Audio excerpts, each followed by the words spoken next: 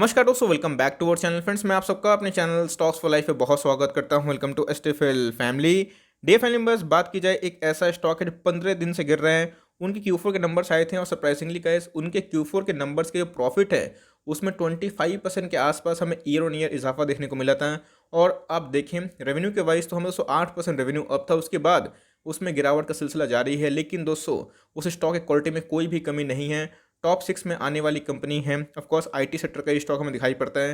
मैंने बहुत सारे कमेंट्स देखे तो उसी के रिप्लाई में मैं इसको बना रहा हूँ। अब दोस्तों इन्फोसिस का बाप इन द सेंस ये नहीं कि इन्फोसिस का बाप बन जाएगा, मतलब ये है कि आने वाले 5 साल 10 साल में जितना इन्फोसिस से मैं उम्मीद करता हूँ रिटर्न जनरेशन का, उससे ज़्यादा दोस्तों मैं इस पर जनरेशन कर सकता हूँ। बिकॉज ये इन्फोसिस से बहुत छोटी कंपनी है, लेकिन ग्रोथ इसमें ज़बरदस्त है, बहुत ही स्ट्रॉन्ग फंडामेंटल है और पेरेंट ग्रुप भी दोस्तों बहुत ही शानदार है। मतलब कॉर्पोरेट गवर्नेंस का कोई भी इशू नहीं है, लेकिन खामा खा स्टॉक गिर रहा है तो हमें दोस्तों उधर पे लपकना है। और एटलीस्ट चाहें तो 3 से 5 स्टॉक खरीद के फॉर लॉन्ग टर्म छोड़ सकते हैं, जहां मुझे लगता है कि लॉन्ग टर्म बेनिफिट बहुत ज़्यादा होगा। चैनल फर्स्ट टाइम होंगे सब्सक्राइब कर सकते हैं सर एक क्वालिटी कंटेंट को सबसे पहले एक्सेस करने के लिए।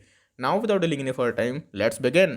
तो गाइस, मैं जिसके बारे में डिस्कस कर रहा हूँ आप देख सकते हैं कि प्राइस 3600 के आसपास देखने को मिलता है। आप तकरीबन समझ सकते हैं 3700 के आसपास देखने को मिलता है। इसने गाइस ऑल टाइम हाई लगाया था, हिट 4400 के आसपास। उसके बाद अपने डबल बॉटम के पास देखने को मिल रहा है। आप देख सकते हैं गाइस एकदम एक सपोर्ट में देखने को मिल रहा है। मुझे लगता है कि ये सपोर्ट तोड़ना नहीं चाहिए और इधर से एक बाउंस बैक की पॉसिबिलिटी है, लेकिन तोड़ भी देता है तो घबराने वाली बात नहीं है दोस्तों। की फंडामेंटली की बात की जाए, जैसे बताया कि 6th लार्जेस्ट हमें आईटी कंपनी देखने को मिलती है। और ये किसका चार्ट है आपको बताने की आवश्यकता नहीं गाइस, ये LTI Larsen and Toubro infotech का चार्ट हमें देखने को मिलता है। बहुत लोग संदेह कर रहे हैं कि सर इसमें कंटिन्यूसली डाउनसाइड क्यों दिखाई दे रही है। तो भाई इधर पे अगर आप देखें तो पिछले कुछ समय से इसने अच्छा रनअप मारा है, पैसे आपके डबल कर दिए हैं। तो कोई स्टॉक दोस्तों 6-8 महीना में साल भर में पैसे डबल कर देंगे तो भाई उसका हक बनता है कि वो कम से कम 10-15% करेक्शन दें। बिकॉज अगर कोई एग्जिट करेगा तो आपको एंट्री का मौका मिलेगा। इसके पहले जब भाग रहा था तो लोग पूछे थे कब गिरेगा, अब दोस्तों जब गिर रहे हैं तो लोग उसमें एक्मुलेशन करना नहीं चाह रहे हैं। लेकिन गाइस आप एक्मुलेशन नहीं कर रहे हैं, लेकिन जो समझदार व्यक्ति है वो एक्मुलेशन कर रहे हैं।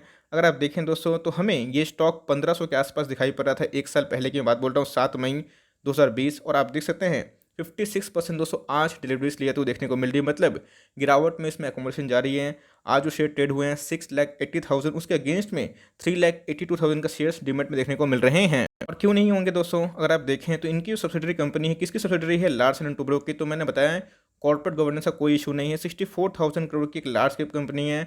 और दोस्तों इसमें मुझे ग्रोथ बहुत दिखाई पड़ती है। 1% के ऊपर इनके डिविडेंड यील्ड है। अगर आप देखें इंडस्ट्री भी इससे महंगी है तो भाई प्रीमियम वैल्यूएशन पे ट्रेड हो रहा है, क्योंकि इसमें ग्रोथ की अपॉर्चुनिटी गाइस दूसरे आईटी से ज़्यादा दिखाई पड़ती है। एक बार गाइस थोड़ा सा प्रोमोटर होल्डिंग देखिएगा, 74% के आसपास प्रोमोटर दोस्तों टस से मस नहीं हो रहे हैं, अपने स्टेक को मजबूत रखें। 11% और 8% FIS और DIS का स्टेक देखने को मिलता है। तकरीबन 220% के आसपास FIS और DIS मान लेके बैठे हुए हैं। और 6% का ही माइनर से स्टेक हमें रिटेल के पास देखने को मिलती है। प्लेस की बात की जाए तो जिन्हें दोस्तों एक भी शेयर गिरवे दिखाई नहीं पड़ते, जो अपने आप में बहुत ही शानदार बात है। अगर आप देखें इंश्योरेंस कंपनी का स्टेक दोस्तों 0.7% के आसपास है। मतलब इंश्योरेंस कंपनी के पास ज़्यादा अपॉर्चुनिटी नहीं है कि माल उठाएंगे, बिकॉज मैक्सिमम जो स्टेक है वो प्रोमोटर ने अपने पास ले रखा है। तो गाइस आपको पता है कि इनके हमें सेल्स नंबर देखने को मिले थे। आप खुद ही देखिए 2020 से 2021 में जो सेल्स के ग्रोथ के नंबर है काफ़ी डिसेंट है। ये सब रुपीस इन करोड़ हैं, 10,878 रुपीज़ इन करोड़ का इनके 2020 में सेल्स थे। उसके अगेंस्ट में अभी जो सेल हो चुके हैं दोस्तों वो 12,000 करोड़ के आसपास देखने को मिलते हैं।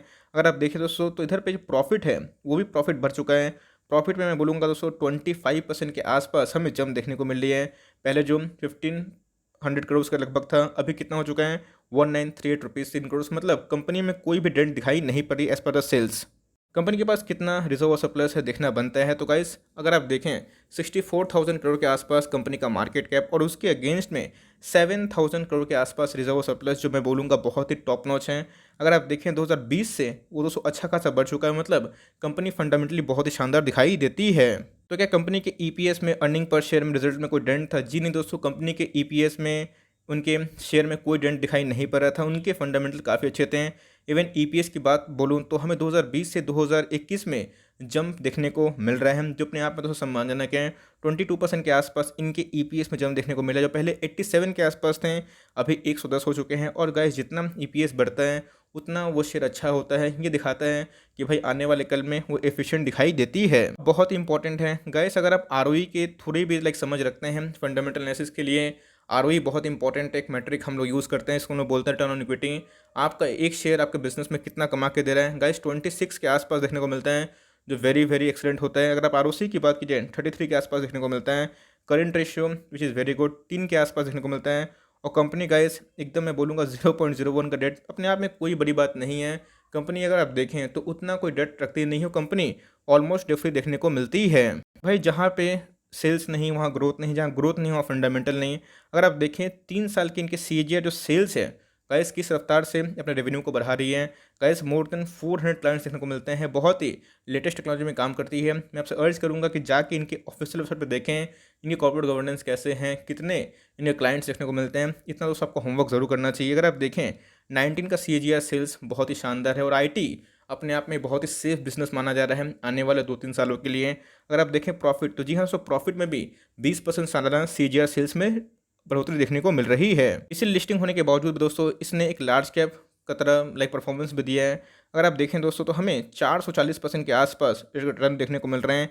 एकदम दोस्तों ये लाइक कॉन्स्टिट्यूशन दिखाया था, एक साल तक कोई पैसा नहीं बनाया, उसके बाद गिरावट हुई और उसके बाद कितना तेज़ी से भागा। अब दोस्तों इतना तेज भागेगा तो इसका फ़र्ज़ बनता है कि कुछ गिरे जहाँ पे लोगों को घुसने का मौका ज़रूर मिले। 19, 17, 17, 18, 19, 20, 21 है ना, ये दोस्तों अपने आप में ही अपडेट हो चुका है। तो इधर पे 17 अवेलेबल नहीं है। 18, 19, 20 और 21 की बात की जाए 7,700 करोड़, 9,700 करोड़, 11,200 करोड़, 12,600 करोड़ और आप देख सकते हैं गैस 1,100 करोड़ से लेके 2,000 करोड़, मतलब अगर आप देखें तो मोर और लेस डबल के कगार पे इनके प्रॉफिट बढ़ चुके हैं। रेवेन्यू की बात की जाए तो उसमें भी भारी भरकम तकरीबन ऑलमोस्ट 80% का जम देखने को मिला है, जो मैं बोलूँगा दोस्तों एक्सीलेंट नंबर्स है। तो उसके बाद भी गिर क्यों रहे हैं, तो दोस्तों मैंने बताया कि इधर पे किसी का नहीं है। बहुत लोग ट्रेडर होते हैं जो एफएनओ में काम करना पसंद करते हैं, शॉर्ट टर्म गोल जिनका रहता है, टारगेट हिट तो वो निकलते हैं। अब ऐसा नहीं है कि उनका टारगेट हिट हो जाएगा तो भाई एक बार में निकल जाएंगे, बिकॉज अगर एक बार में निकलते हैं तो शेयर के प्राइस में गिरावट होती है। तो क्या करते हैं, कभी शेयर का प्राइस को गिराते हैं फिर भगाते हैं, गिराते हैं फिर भगाते हैं, तो उनको निकलने में आसानी होती है। तो ये दोस्तों एक चलन है, एक साइकिल है। और इधर पे अगर ट्रेडर नहीं रहते हैं तो भाई आपको स्टॉक का प्राइस गिरते हुए दिखाई नहीं पड़ता है। ट्रेडर अपने पोजीशन को स्क्वायर ऑफ करते हैं, निकलते हैं, तो ही दोस्तों उधर पे इन्वेस्टर घुसते हैं। तो मेरे हिसाब से 4400 का स्टॉक है और जिस भाव पे मिल रहा है 3600 मुझे दोस्तों बहुत ही अट्रैक्टिव दिखाई पड़ता है। गैस फर्दर डाउन साइड की बात की जाए तो मुझे लगता है कि स्ट्रीम केस में ये 3350 तक आसपास जा सकता है और करंट मार्केट प्राइस में मैं बोलूँगा कि मस्ट बाई है। अब दोस्तों 5-7% गिरावट से डरना नहीं है। इक्विटी मार्केट में ये नॉर्मल सी बात है, अप डाउन होते रहता है। तो मेरे हिसाब से फंडामेंटली बहुत ही अच्छी कंपनी है, डेट फ्री कंपनी है, अच्छे खासे होल्डिंग है, बहुत ही अच्छे कॉर्पोरेट गवर्नेंस के इनके स्टेक देखने को मिलते हैं।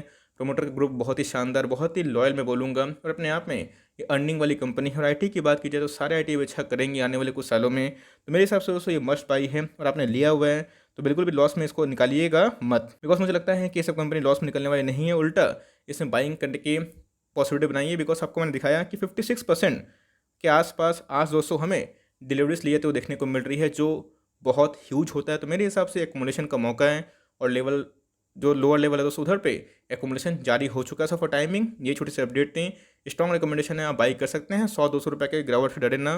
फंडामेंटल की बात की जाए तो बहुत ही अच्छी है और इंडियन इक्विटी मार्केट की बात की जाए आईटी सेक्टर में ये 6 लार्जेस्ट कंपनी बन के उमरती है। मुझे पक्का है कि नहीं कि आने वाले 3-4 सालों में ये 2 लाख करोड़ की मार्केट को भी पार कर सकती है। वो timing that's the end of the video. I hope दोस्तों वीडियो आपके लिए हेल्पफुल है, कंटेंट से लगता है लाइक कर दिएगा और चैनल फर्स्ट टाइम होंगे तो याद से सब्सक्राइब भी करना ना भूले। फर्दर कोई डाउट उसको ड्रॉप कर सकते हैं, कोई रिव्यू चाहिए उसका नाम भी ड्रॉप करना ना भूलें।